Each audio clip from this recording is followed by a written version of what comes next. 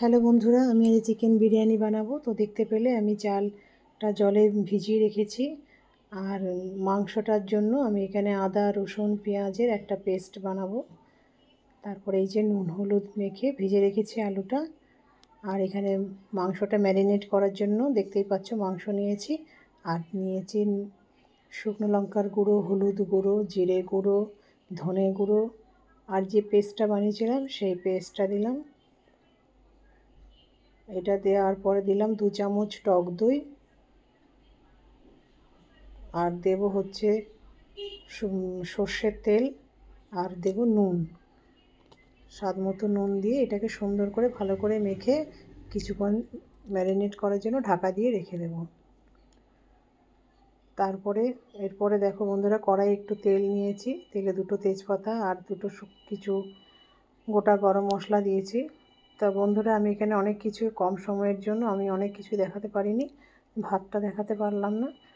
তো এই যে পেঁয়াজ কিছুটা ভাজা হয়ে গেলে ম্যারিনেট করে রাখা মাংসটা দিয়ে সুন্দর করে এটা কষিয়ে নেব। ভালো করে ঢাকা দিয়ে এটাকে ভালো করে কষিয়ে নেব। আর দেব হচ্ছে একটু বিরিয়ানি মশলা মাংসটার মধ্যে দিয়ে দেবো। আর এখানে ডিমটাও সিদ্ধ দিয়ে দিয়েছি। তারপরে দেখো মাংসটা বেশ কষানো হয়ে গেছে, তার মধ্যে আমি ভেজে রাখা আলুটা দিয়ে দিলাম। তারপরে এবারে ভাতটা যেহেতু আমি দেখাইনি, ভাতটা আগে আমি করে রেখেছি ঝরঝরে করে, তা 2টো তেজপাতা নিচে দিয়ে তারপরে ভাত দিয়েছি। তারপরে পরিমাণ মতো মাংস দিয়েছি, ডিমটা দেব। এই যে বেরেস্তাটাও করেছিলাম বন্ধুরা, বেরেস্তাটাও আমি দেখাতে পারিনি।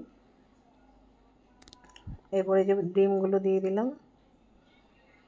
ডিম দিয়ে দেওয়ার পরে এরপরে আমি এই যে একটুখানি কেওড়া জল আর একটু গোলাপ জল দিয়ে দেব। তারপরে দিলাম বিরিয়ানি মশলাটা, খুব তাড়াতাড়ি এটা হয়ে যাবে, কোনো দমে দেওয়ার দরকার নেই। বিরিয়ানি মশলা দেব। আর একটুখানি দেব যে দুধের মধ্যে একটুখানি কেশর ভিজিয়ে রেখেছিলাম, সেটা 2 চামচ দেব। তো এখানেও কিছুটা একটা মশলা দিলাম, ভাজা মশলা। এই যে এটা একটুখানি রং করার জন্য আমি একটু কেশর ভিজিয়ে রেখেছিলাম, সেটা 2 চামচ দিয়ে দিলাম।